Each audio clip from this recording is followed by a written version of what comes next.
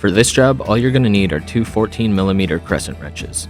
To remove the seat, use a wrench to hold the hex nut on one side in place while loosening the other. Now flip the seat over and remove the hex nut from one side of the assembly, then remove the outer rail clamps and the center pin.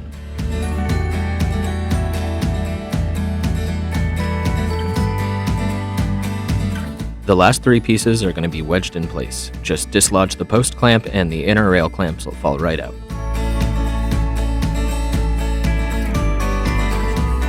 To reassemble the seat, start by using the inner rail clamps to wedge the post clamp in place.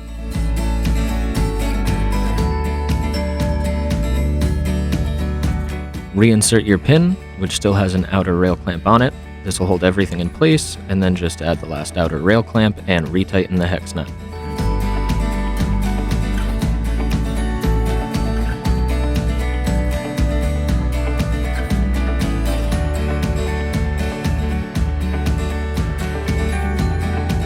Now that everything's back together, put your new seat back onto the post and retighten the hex nuts.